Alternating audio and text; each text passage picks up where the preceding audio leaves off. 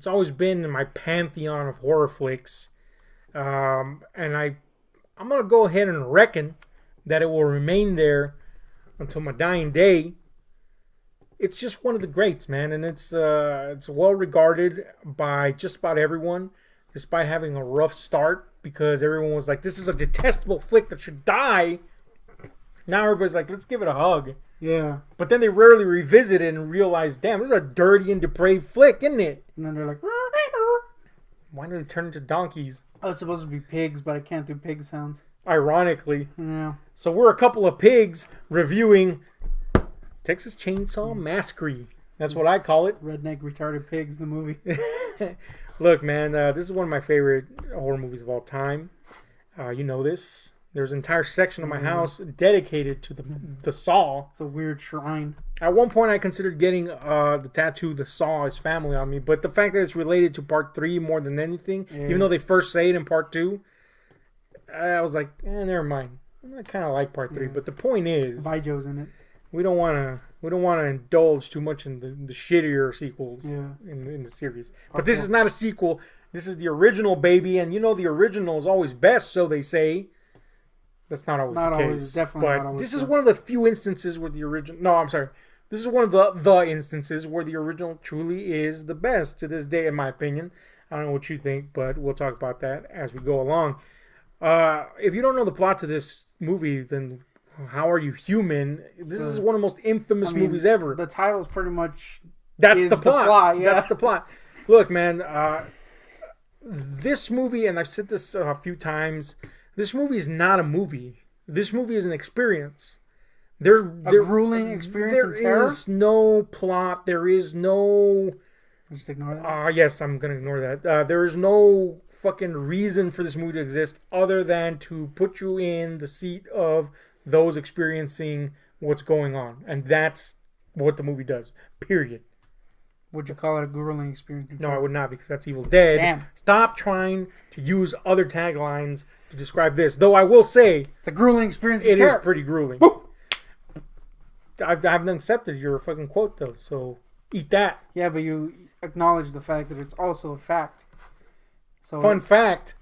No, don't... Anyway, let's talk about this flick, man. You haven't watched this in a long time? Yeah, I saw this when I was like a fetus, man. Yeah, for some reason showed you this when you were a child, man-child.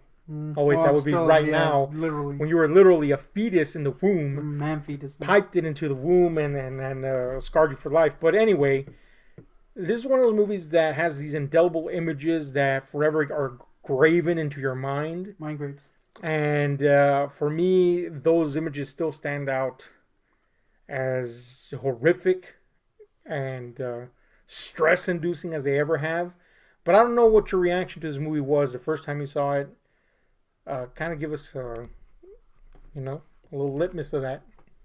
I honestly don't remember much from when I first saw it, but I do remember the old guy. That entire scene, it's kind of burned in my mind grapes, and it was basically exactly how I remember. Grandpa, you mean? Yeah, old guy. I mean, there's a few old guys in this, but yeah, anyway. but old guy. Yeah, Grandpa, damn it. Whatever. That scene was burned in my mind grapes for some reason. And, of course, the beginning with all that kind of stuff. So, there, like you said, there was actually stuff that kind of stays with you. Mm-hmm. It's just I was so damn young that I don't remember much of it. So, now that you've seen it with some semblance of consciousness and sentience, apparently.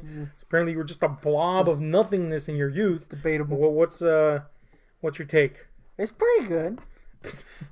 Epic review time here. If we ever have like merch, that's gonna be mine. It's pretty good. It'll be slam dunked into trash cans nationwide, and people will say that was pretty good. Yeah, slam pretty dunk. Good. Yeah, I liked man. It. This has earned the reputation it has earned for a reason. You know, a lot of people point out now. Because it's one of those things that has just been brought up that many times, that this is a movie that seems to have more than that actually has. And they usually refer to the amount of gore in this movie. It's implied more than anything. But that it was a movie that felt that way and still kind of feels that way. says a lot for it. This is also a movie that's the result of a lot of weird elements. This is the brainchild of two hippies that were drug-addled students, basically. And they made something that feels more like a document more than a film.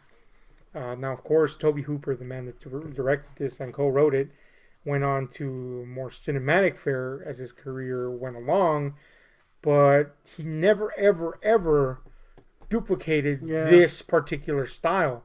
And part of that is because he didn't want to duplicate this particular style. But the other part, I believe, in my heart of hearts, is that he could not duplicate this part of style. This is literally the like progeny of amateurs. Yeah, it's good. It's definitely like a thing that could have only been made in the 70s. Yeah. With that equipment. Yeah, with the level of skill they had at that particular moment. Yeah. There's so many elements in this that feel amateurish, but not in the Clerks way where you're like, this is incompetent. It's funny, I enjoy it, but it's incompetent. That's Clerks. This is good. You could see the talent burgeoning in these people. I mean, they had already worked in a form of the business before, and they had made a film previous to this, which was kind of a mess, called Eggshells. But sounds good. It's just the right brew. It's the right brew of talent mixed with that young fucking ambitious bravado and lots of drugs and a particular feeling in time. The equipment, the 60mm look, the lighting, everything just is so particular that it cannot be duplicated. And to try to duplicate it would probably be epically stupid, and it would come off the wrong way. Because Tobe Hooper seems to explain this movie in a couple of ways, or seem to, rest in peace. And that's, one, this is a movie about meat, which is as profound a fucking statement as you could really make about the movie. It sounds stupid. And he said it from a very hippie standpoint, in the sense that he was like, killing animals is kind of bad, guys. Rock on, and then flower power and all that shit. But at the same time, the movie does show you the complete and utter disregard for the sanctity of life. Only it does it with humans, and it kind of makes you think about the way you do it with animals, because here we do it with people instead. But that's to give too much credit to the movie, really. I'm not making cow chairs, but really, that's giving too much to the movie, because the movie, again, it's not really out there to make a point. It's just out there to be, and that's what the movie does best. It is a thing that you sit down and you kind of go, what the fuck? And that, I think, it's really what stands out the most, that this is a movie that spirals into madness. Now, the other point that Tobe Hooper made about this movie was that it was a black comedy that people didn't understand. I will say there's a lot of comedic elements in the movie, but they're so overshadowed by the darkness it's just and the sadism. It's mostly just towards the end, really, once the other people come in, the other spookies. But the other spookies. I wouldn't even. I don't know about that. I guess if you're Tobe Hooper, this is a black comedy. There are things in the movie that I find funny and are clearly intentionally funny. Like one of the ones, which I'm sure you noticed, was when the group of kids, or teenagers, I guess in this case, drive up to the station. They first encounter Drayton Sawyer. Oh, yeah. There's a guy that's washing the windows. That was funny. And he keeps on coming back with Drayton Sawyer. There's little things like that. Yeah. Drayton getting angry. The stick. Yeah, Drayton poking at Sally. Drayton getting angry at Leatherface for fucking up the door. There's comedic undertones more than anything. But they're undertones, not... The weird part is really they're overtones, but they become undertones because there's so much in the light of it's not just like the cavalcade of weirdness. It's not like part 2. Yeah, that's outright comedic. This one, there's just so much bizarreness here that's what takes over, and that's what people remember, and that's what's engraven into their minds. So let's talk about this movie. Now that you've seen it once again, we'll talk the pros, we'll talk the cons. We're getting on, baby. So give me your first pro if you got one. My first pro is the kind of, I don't want to say it's music, but it's like the literal sound track. It's a track with sound in it. This is something I don't know if you notice this. Well, go ahead and finish your thought, and I'll get to it. I just think it adds to all the scenes, and without it, I don't know if it would be as effective, because there is like this weird ambient sound throughout the whole movie. There's definitely like a musical intent, but it's very discordant. Yeah, it doesn't sound like music. Yeah, the best thing I can describe it as is kind of like the ambient sound in Evil Dead 2, which is like this present thing.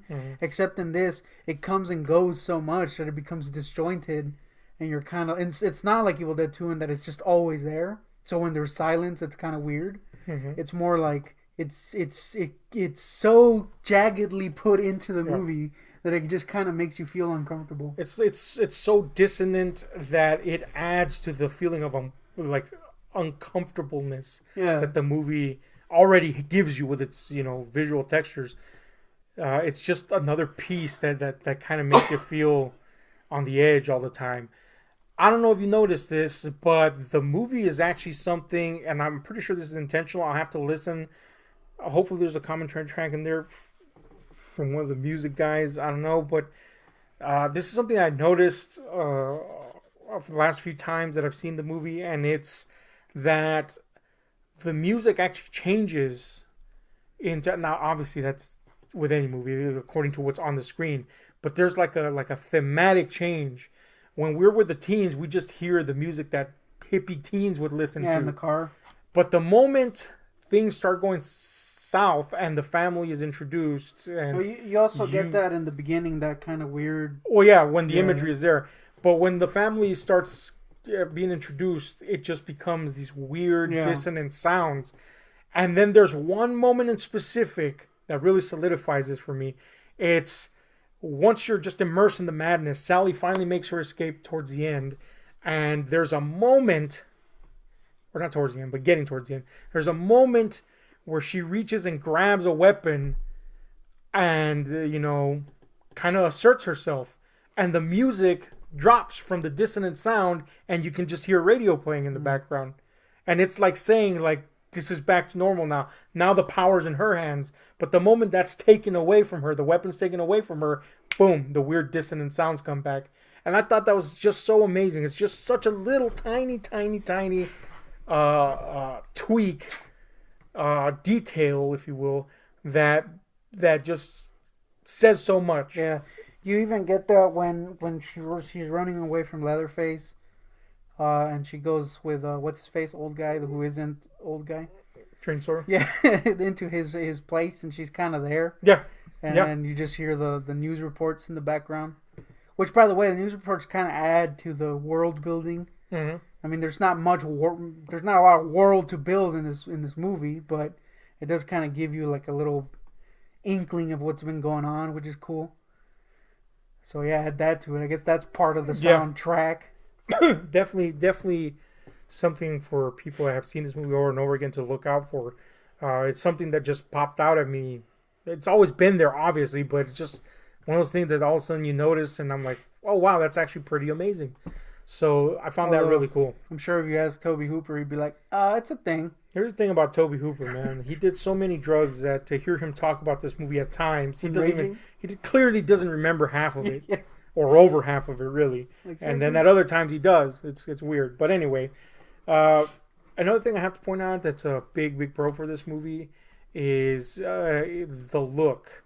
The overall gritty, almost documentary style look. Like I said, this movie feels and looks like a document. Not necessarily a documentary because the style is different, obviously.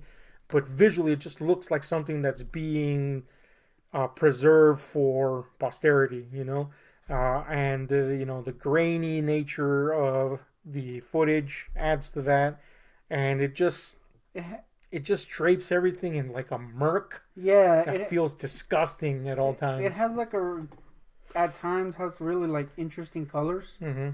Like obviously a lot of it's just brown, but you do get that night scene where everything's just is now blue, and it kind of like it's an interesting use of colors. I don't know if that was an intentional thing or it was just like this is what we're filming in, and that's that's what we're getting. Yeah, and that's kind of great Yeah, because I mean, Daniel Pearl and others that worked on the cinematography and all that stuff. They obviously had some experience. It's evident. yeah, But at the same time, yeah, this was a very low budget, kind of utilitarian movie. So a lot of that stuff just yeah. was happenstance. The thing is, it doesn't look cheap. Like you see a lot Mm-hmm. of movies, like Monos, of the time or whatever, where it's just filming what they have, but it looks cheap. It looks like if I were to go out there and film with my phone, it Right. doesn't look like a movie. This actually looks like a movie, and it has like a color palette, but it still very much looks like they're just filming. So it's an interesting thing to have that. Like, it looks professional, but it also still looks kind of very amateurish. It doesn't look cinematic in the sense No. of what we know to be cinematic. And part of that has to do that when Yeah, filmed in a specific way. But it has a look. But it definitely has a color palette. It definitely has a texture that's uniquely its own. That just so happens to add to the realistic Yeah. nature of it all. I think the first scene you get with the little corpse, Mm-hmm. on the tombstone, that has a very very very intentional color Yeah. that was obviously, thought out, and that instantly you're kind of like, okay, they kind of knew what they were doing with the look of it. Mm-hmm. So it kind of makes you, at least me, it kind of was like, okay, they're actually doing something with it. They're not just going out there and filming something and just being like, this is the thing we did, right? Exactly. I pointed this out during the movie. This is a movie that kind of started the wrong turn, kind of, not the movie, although that's one of those movies, the wrong turn kind of fad in movies. There were others before it, but this is one of the big ones. This is one of the big ones, like Halloween and Nightmare on Elm Street, But this one was one of the big ones that started that wrong turn subgenre cliche, And the irony of it is that there's no point at all where the kids make a wrong turn. It's literally they're just going to a place that they kind of technically belong in. It's just they happen upon something horrendous. And really, the wrong turn was just them driving by. It was just, that again adds to that texture of reality. Like, this is just something that happened to these fucking kids. Period. And that's kind of like something that kind of hits you once you've experienced this movie so many times that you start to look at other things besides the bizarre nature of it. That's when I started noticing these little other things, these other little details, intentional or not, that might be or that just kind of add to that weird, unsettling nature. These kids just happened upon this. It wasn't nothing that they did or didn't do. It's just that's on their way. I think it's more like the scariness of going somewhere that and it being different. Yeah. Like that's a place they know, but then they go back and there's that weird bum guy. It's like there's things that happen that so you get hints that stuff has been happening in the area, things that's changed, and yeah, it's kind of like an inadvertent. You can never go back home type of fucking art project. Like, you can never really ever truly go back home. Case in point, what the fuck just happened? Yeah. Yeah. So yeah, it's unsettling. Redneck guy. So I got to throw out another pro, and that's the effects in this are actually remarkable. And given their limitations that they had, budgetary and otherwise, it's pretty incredible how legitimate everything seems. From the very scant blood we get, it just looks like actual wounds that actually happen to people. To the set dressings, the bone fetishes, the Leatherface's Leatherface, etc. Everything looks... The chair from it. Everything looks pretty fucking on point, man. There's very little, if anything at all, in this movie that looks fake in terms of the effects work. It all looks like something that depraved motherfuckers made. I think the only thing that looks kind of fake, but even then it adds kind of a weird look to it, is old guy. I mean, I keep saying old guy, man. You mean grandpa? Yeah, grandpa. I mean, he's very obviously a suit guy, but it kind of adds to the creepiness in a weird way, especially when he's doing a little jig at the end. I actually really, really like that effects work, man. I think. Now, if you're saying, does he look like an old man? No, he looks like an old man that's weird looking. Yeah, A very intentional way. a little plastic. He looks like an artistic interpretation of an old man. Yeah, that's a good way to put it. Yeah, but given the nature of, like, this guy's supposed to be like over 100 years old and subsisting on fucking blood, freaking prune. It just kind of adds to the weird, disturbing nature of it. Yeah. Especially when he's suckling. Like, stop suckling, dude! Doing a little jig. So, yeah, I mean, it's a great effect. Maybe phrase it this way. Maybe you'll agree. It's not a realistic effect, but it's a great effect that adds to the kind of bizarre nature it fits in the world. Yeah, that's going on here. But yeah, the fucking corpse effects in this, it's disturbing, man. It legitimately looks like shit that you'd see rotting somewhere. Yeah, I think that, and this surprising, I didn't remember that, but that corpse in the opening is like, damn, it's freaking cool, but at the same time kind of gross. Mm-hmm. Yeah, neat. Some pretty impressive fucking effects. It kind of had that same like at least that dude had that same feeling of that Evil Dead game. Where it was like, man, how the hell did they achieve that look? With the Deadites and Evil Dead 1, where they're just kind of interesting and neat looking. That's kind of the same feeling I had with some of the stuff in this. It's like, man, it looks pretty cool. Yeah, they never matched that look in the movies again. In the series, yeah. Well, give me a pro, man. That you got. Pro, that wheelchair guy gets killed. Look, man, it's almost like fucking lore now, established fucking lore, that Tobe Hooper and the cast and crew hated the guy that played Franklin. Yeah. He's notoriously kept out of reunions most of the time. There was just something unlikable, about the individual. What it was, I don't know, but apparently it was an annoying turd. Yeah, I believe it. But this is a pro, by the way. Yeah, he gets killed. He does get killed. Look, he's supposed to be an irritating character. Yeah. But he's one of those guys you're like, I'm glad he got killed. But it's just on a side note, it is interesting to hear the commentary. I'm pretty sure it's the same one in this edition, which is the most recent edition, the 4K scan edition, which, by the way, looks amazing. I'm pretty sure it's the same commentary where Tobe Hooper just goes on and on about how much he hated this guy. And it's one of the funniest commentaries for that reason I've ever heard. They really detested this guy. So, yeah, I guess it would be a pro then. He's dead. But I will say this. He served his purpose to annoy. Yeah, that's true. I do have one. Go ahead. It's a little more... deserving of a pro. I think the chick that survives... Sally? Was quite good. Yeah, Marilyn Burns, man. She had a really, believable reactions. Mm-hmm. A little screamy at the end sometimes, but I mean, you'd probably be screaming if Pig Guy was chasing you. Most definitely. But yeah, she had she was probably the best actor as in victim actor in the movie. So it's good that she stayed alive the longest. Yeah, Sally Hardesty, played by Marilyn Burns, is still today one of the best final girls ever.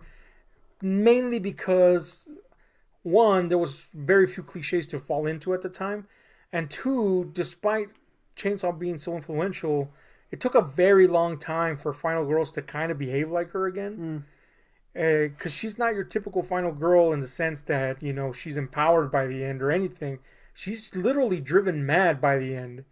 And that's kind of fucking disturbing. I mean, she's kind of empowered in the sense that she manages to escape, but at the cost of what? Her fucking sanity? There's such a weird gray area she resides in, but she was definitely not this dame in distress, and she was definitely not this big cliche, I can do anything, type of what are they calling? Fucking. There's a name for it, but I forgot. But anyway, the Mary point Sue's? is Mary Sue. Yeah, it's not a Mary Sue type of character. She's just literally a person that's descended into madness. So whatever she gained, whatever footing she gained, is lost at the end. It's a very distinctive style, man. That few have tread back into thereafter. So it kind of stands out a lot in a lot of ways. On similar note, I gotta say that, like, you said that she was one of the better actors in this, if not the best. I gotta say that most of these people were amateurs, and they do a pretty fucking good job at making a lot of the stuff be believable. Yeah. It's actually kind of like stunning how much they don't stick out as sore thumbs, as they usually the case with a kind of amateur or bad actor. I wouldn't say they're like amazing actors, but like the thing that makes it fine is that they are believable. So even when you do get kind of like that dude's not great as an actor, at least it fits and is believable in the world. I'd say like Sally's boyfriend was probably the worst of the bunch, but like I said, like in real life, as this movie kind of approximates to, intentionally or not, people don't behave like they do in the movies where we consider them good actors. Yeah. So these just kind of feel like teens hanging out and doing their thing, with the exception of her boyfriend, which is the rockiest.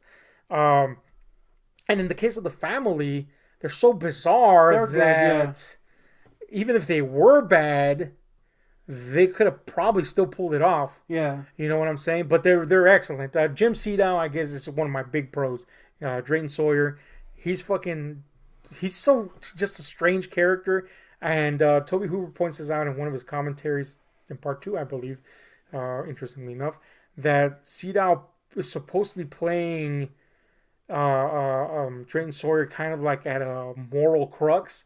And it's something that until I heard that commentary, I noticed it, but I always questioned it. And after hearing it, I'm like, oh, wow, that actually really stands out. I guess I just had to hear it. And, you can see it. I'm sure you noticed it. As I did countless times. I just never let it fully lock in. And there's just moments where he talks about not participating in the killing. Yeah. And then they show him kind of at odds with what he's instructing them to do. It's such a weird kind of... I don't think it fully comes out because of how... ultimately he just kind of goes along with stuff, but it is an interesting thing that's there to notice. The idea is, as Hooper explained it, was that he's just so steeped in the sadistic nature of what they're doing that it's inevitable that he just caves into whatever misgivings he might have about it. But it's just an interesting thing to notice, like, oh wow, that's why that was there. That's But anyway, all that aside, I love Jim Sedow. I love him more in part 2 because he's just fucking hilarious in that. Who's better, Jim Sedow or Max von Sydow? Think they're related? They should have switched roles. Yeah. That would have been great. Would have been bad. But anyway, the point is, he's a standout for me. The Hitchhiker is also pretty great. And, just seeing how much later Chop Top's character would be built off of that is pretty amusing. Yeah, man, the family's fantastic, and glad they didn't make Leatherface, talk. Yeah. We all know Gunnar Hansen, God love him and rest his soul, but he wasn't a good actor. We've been like, whoop. But he's a great leather. He does pig noises. He does do the piggies. Anyway, give me another pro if you got one. If not, we can move on to the cons. I think we've hit all the pros. Hit all the pros. There's so much more we could say in the pro column, but a lot has already been said about this movie. Yeah. That should be pretty obvious by now. This is a classic for a reason. Should be sought out for that reason alone. Let's go on to the cons. The con, I guess, that would stick out the most is, yes, of course, these are amateur. A lot of these people were amateur actors or just starting out. So, yeah, there's a little rocky moment here and there. A little funky sometimes. Mm-hmm. Not awful. No, not at all. And it works, as we said, in the pros, in the context of the film, and it actually kind of adds to the realism a bit, with the exception of that one guy. And even he's not awful, So, but it is something that, might stick out a little bit here and there. Give me a con if you got one, man. I think. Well, now I can just bring out the full hate for the Franklin. Hate him. He's a con. I know he's meant to be annoying, but a turd that's meant to stink is still a turd. Indeed, And indeed. man, this bad baby sucks. I wanted him to die. He looks like Bobby Moynihan. And not during his better years. It's just when he sucked. The Ass Dan years. No, well, Asdan was Ass pretty Dan good, was though. awesome, but he sucked back then. Yeah, he did. So yeah, he sucks. I hate him. I'm trying to think of a con, man. This is I not got a con, Okay, a go mini ahead. freaking nitpicky con. It's Okay. more just my memory. The chainsaw's green. That's weird. In this one, it is, yeah. I always thought it was a yellow chainsaw, and even in the figures, they were always kind of like yellowish. Yeah, that's true, huh? But no, it's like freaking neon green. Yeah, it's yellow in the second one. Yeah, I guess maybe the figures were they were like, man, Let's go with the yellow one. It's Green would be stupid on a figure, Yeah. I gotta say. That is, yeah. It's a con, dude. Now it's something I'm not gonna be able to It unsee. was a little disappointing. Oh man, it's green. That's weird. Damn you! And now I can't stop thinking about Dude, that. it's like neon. Um, It's glowing.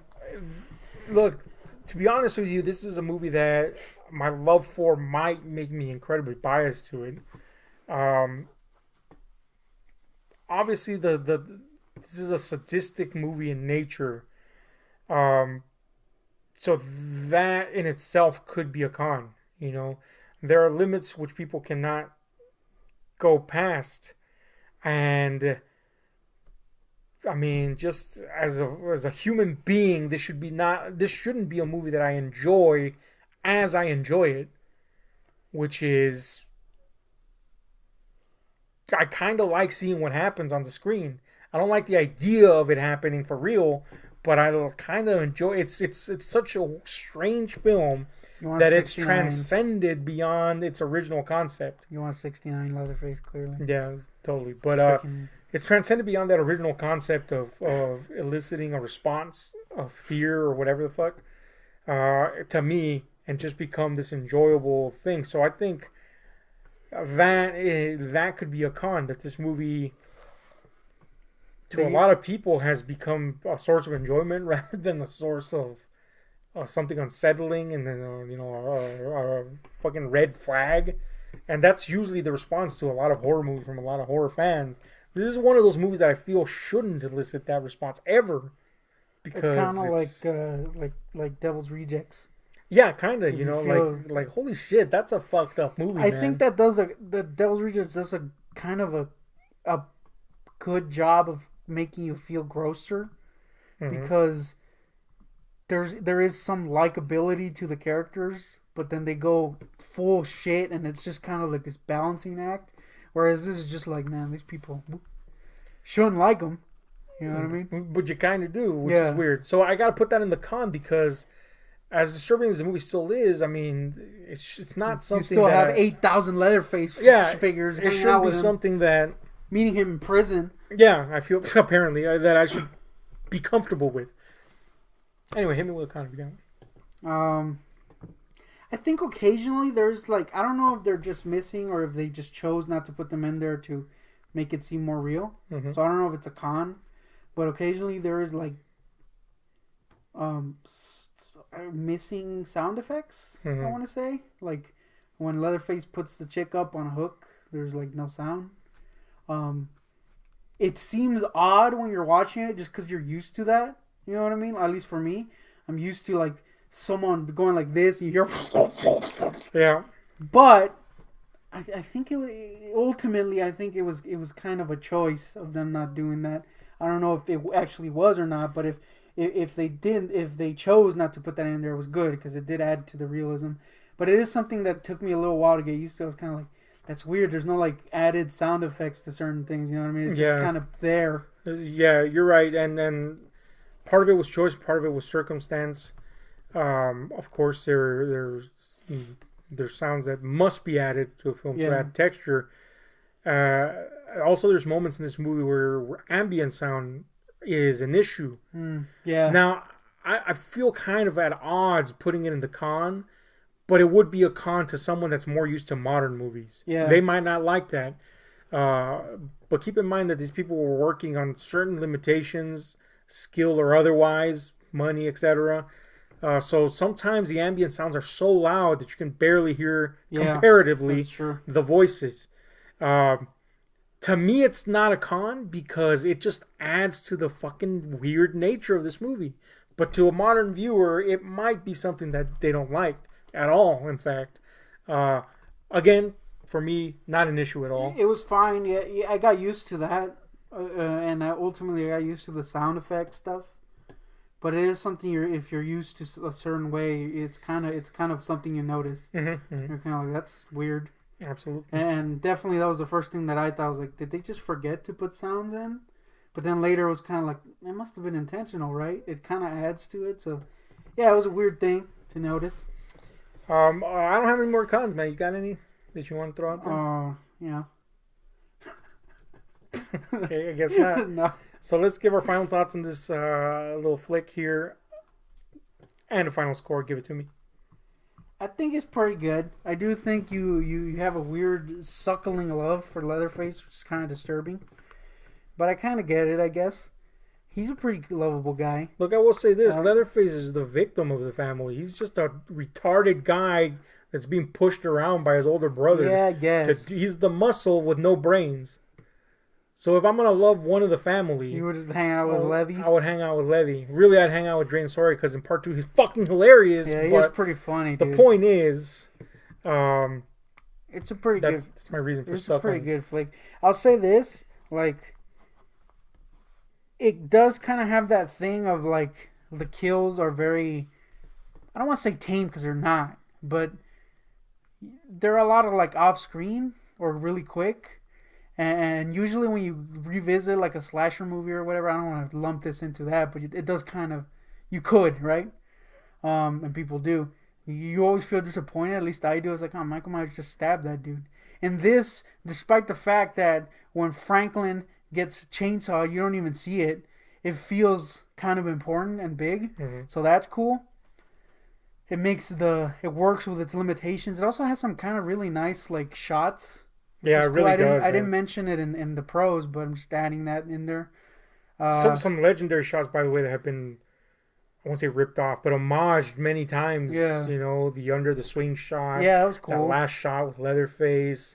That moment when that hairpin turn from we're normal kids to we're fucked, and the camera just is looking at the house and it's looming over sound. Yeah. You know, there's a lot of like subtext in the shots that kind of goes unnoticed by a lot of people. Yeah, it's a really impressive movie for what they were working with. So that's pretty cool. I do think that this is one that I would have to see again, just because it was kind of like a overload of stuff that I just didn't remember. Mm-hmm. You know what I mean? I was like, that's weird. I completely remember this movie differently. But it was pretty rad. I'll give it like a 9, 9.5 maybe even. Leatherface is kind of a cute guy. You won me over now. He does have gross ass teeths though. Them teeths. Hashtag damn teeths. Yeah, you gotta fix them teeths. I give this. You already know what I'm gonna give this. It's a 10. This movie is stunning for what it achieved. Like you say, such limitations. And considering that, you know, fucking Tobe Hooper was definitely smoked the fuck out, it's as shocking as it ever will be, and that it achieves that without an excess of gore is amazing. And at the same time, it's such an excessive movie that it's just stunning what it does, how it achieves that. That's kind of what I was trying to say is that, like what I was saying about the kills is that you don't see like him cutting dudes, you know what I mean? But it gives you that feeling of you just saw something messed up. Exactly. Despite the fact that everything's off screen or whatever. Mm-hmm. There's weird. So much power in the implied in this movie that and scene after scene after scene, and even when it's not even when it's not implied, they show you that they could have done it. Yeah. Nonetheless, the most pressing example of this is still an image that's engraved since the first moment I saw this to this day. It's one of my most iconic scenes in horror movie history, and it's the first kill. You know, with this guy just going into this house, and he's hearing the pig sounds, and you got that wall with a ramp going up on it, and fucking Leatherface just comes out and knocks this sucker on the fucking head. Your guy's dead. It's so sudden and so uneventful at the same time that it's just jarring. It just like, what the fuck? Then after that, you just get everybody dies basically really fast. And like you say, in a movie like a slasher movie, that would be like a disappointment. In this movie, it's like, oh fuck. Yeah. That's life. Like, you get fucking offed and that's it. Friggin' Jeffrey Dahmer's gonna eat my dick. Yeah. So in this movie, they show you that they could have done it either way, but they went for this way instead. And that it still works as effectively as it did back then is a fucking achievement. On top of that, like you pointed out, this movie does have such a distinctive style. And I think that gets lost in that idea, which is there, that it's this gritty, realistic approach, that people forget that there's a very artistic side to this movie.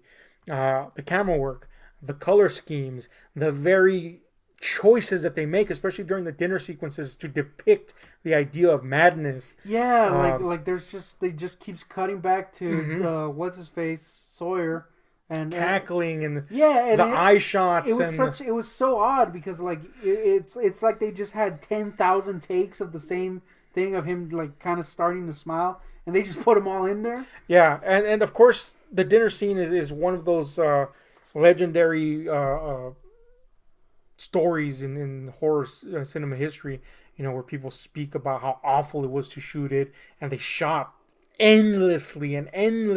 So there probably was 1,000 takes of him starting to smile, but it pays off so remarkably. It literally feels like you're steeped in madness and depravity. You're like, what the fuck is this, man? Why is this guy? What am I watching? Yeah, it works amazing. And it's that my fear of things repeating. Yeah, brought on by David Lynch. It's a stunning achievement that I think goes overlooked so much. But I think as the years have progressed, obviously people have embraced him more. But I think that more legitimate circles have also learned to embrace it for what it did. You know, of course, this is infamously in one of the libraries of cinema, and it's said that Tobe Hooper just dropped off a copy there so it could be there, which makes total sense for the Hoop Meister. But it's probably smoking. I think now people just think it should be there. Yeah, unless you're that anchor who said it wasn't scary. Oh, fuck that anchor, man. Jason Myers style. Anyway, this is a definite check it out if you haven't seen it. If you have, I hope you enjoyed our conversation about it. Let us know what you think about this movie. Hit like, share, subscribe, and the notification buttons because we're out.